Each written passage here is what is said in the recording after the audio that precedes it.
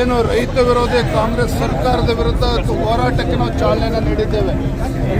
ರೈತ ಮೋರ್ಚಾ ರಾಜ್ಯ ಅಧ್ಯಕ್ಷ ಆಗಿರುವಂತಹ ನಡಹಳ್ಳಿ ಅವರು, ನಮ್ಮ ರಾಜ್ಯದ ಹಿರಿಯ ನಾಯಕರಾಗಿರ್ತಕ್ಕಂಥ ಸಿ.ಟಿ. ರವಿ ಅವರು, ನಮ್ಮ ರೇಣುಕಾಚಾರ್ಯ ಅವರು, ನಮ್ಮ ಆಡಾಳ ವಿರೂಪಾಕ್ಷಪ್ಪನವರಾಗಲಿ, ಅದೇ ರೀತಿ ನಮ್ಮ ಎಲ್ಲ ಜಿಲ್ಲೆಯ ನಾಯಕರುಗಳು ಎಲ್ಲರೂ ಕೂಡ ಒಟ್ಟಾಗಿ ಒಂದಾಗಿ ಇವತ್ತಿನ ಪ್ರತಿಭಟನೆಯನ್ನು ಕೂಡ ಭಾಗವಹಿಸಿದ್ದಾರೆ. ನಮ್ಮ ಉದ್ದೇಶ ಇಷ್ಟೇ, ರಾಜ್ಯದಲ್ಲಿರುವಂತಹ ಈ ಅನಿಷ್ಟ ರೈತ ವಿರೋಧಿ ಕಾಂಗ್ರೆಸ್ ಸರ್ಕಾರ ಏನಿದೆ, ಇವತ್ತು ರೈತರ ಸಮಸ್ಯೆಗಳಿಗೆ ಸ್ಪಂದನೆಯನ್ನು ಮಾಡ್ತಾ ಇಲ್ಲ.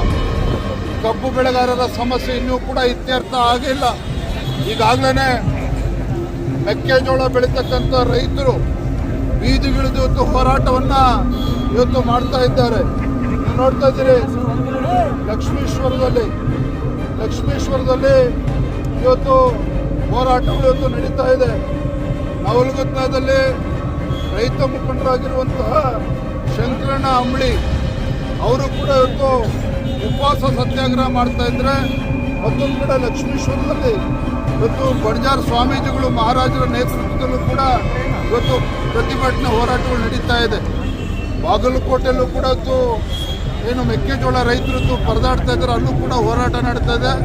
ರಾಜ್ಯದ ಅನೇಕ ಜಿಲ್ಲೆಗಳಲ್ಲಿ, ಶಿವಮೊಗ್ಗ ಇರ್ಬೋದು, ಕೋಲಾರ ಇರ್ಬೋದು, ಚಿಕ್ಕಬಳ್ಳಾಪುರ, ತುಮಕೂರು, ಬಿಜಾಪುರ, ಬಾಗಲಕೋಟೆ, ಹೊನ್ನಾಳಿ, ದಾವಣಗೆರೆ ಜಿಲ್ಲೆಯಲ್ಲೂ ಕೂಡ, ಮತ್ತು ಬೆಳಗಾವಿ ಜಿಲ್ಲೆಯಲ್ಲೂ ಕೂಡ, ಬಾಗಲಕೋಟೆಯಲ್ಲೂ ಕೂಡ ಹೋರಾಟ ನಡೀತಾ ಇದೆ.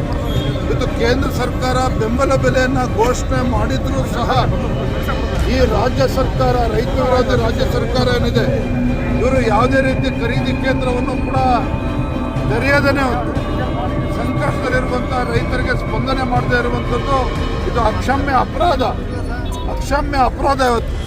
ನಾನು ಹಾಗಾಗಿ ಮಾನ್ಯ ಮುಖ್ಯಮಂತ್ರಿಗಳು ಇವತ್ತು ಆಗ್ರಹ ಮಾಡ್ತೇನೆ, ನೀವು ತತ್ಕ್ಷಣ ಮೆಕ್ಕೆಜೋಳ ಏನು ರೈತರಿದ್ದಾರೆ ಖರೀದಿ ಕೇಂದ್ರವನ್ನು ಪ್ರಾರಂಭ ಮಾಡಬೇಕು. ತುಂಗಭದ್ರಾ ಜಲಾಶಯದಲ್ಲಿ 32 ಕ್ರಸ್ಟ್ ಗೇಟ್ಗಳನ್ನು ಅಳವಡಿಸ್ತೇನೆ.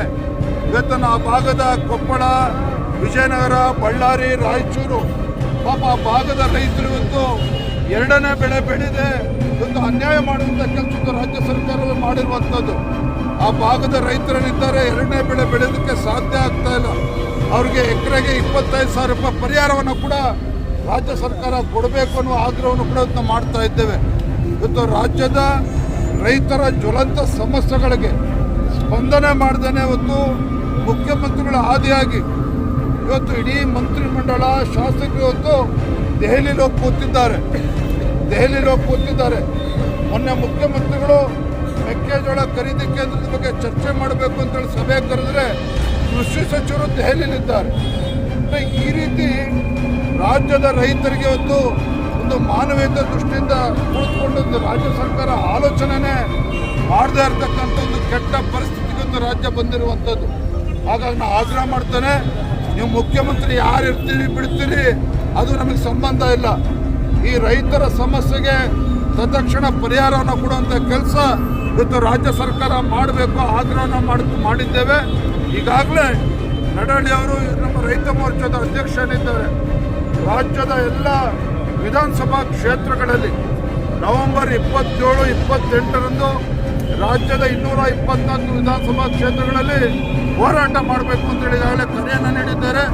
ಅದೇ ರೀತಿ ಡಿಸೆಂಬರ್ 1 ಮತ್ತು 2 ರಾಜ್ಯದ ಎಲ್ಲ ಜಿಲ್ಲಾ ಕೇಂದ್ರಗಳಲ್ಲೂ ಕೂಡ ಭಾರತೀಯ ಜನತಾ ಪಾರ್ಟಿ ರೈತ ಮೋರ್ಚಾಕ್ಕೆ ಹೋರಾಟವನ್ನು ಮಾಡೋದ್ರ ಮುಖೇನ ಈ ದರಿದ್ರ ರೈತ ವಿರೋಧಿ ಕಾಂಗ್ರೆಸ್ ಸರ್ಕಾರವನ್ನು ಎಚ್ಚರಿಸುವಂಥ ಕೆಲಸ ನಾವು ಮಾಡ್ತಾ ಇದ್ದೇವೆ.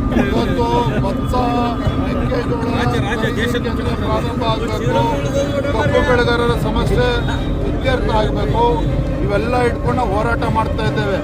ಆದರೆ ರಾಜ್ಯ ಸರ್ಕಾರ ಮುಖ್ಯಮಂತ್ರಿ ಕುರ್ಚಿ ಕಾಳಗದಲ್ಲಿ ಇವತ್ತು ನಿರತರಾಗಿರುವಂಥದ್ದು, ಅದರ ಪರಿಣಾಮ, ಅದರ ಒಂದು ಪರಿಚಯ ಇವತ್ತು ರೈತರ ಮೇಲೆ ಬಿದ್ದಿರುವಂಥದ್ದು.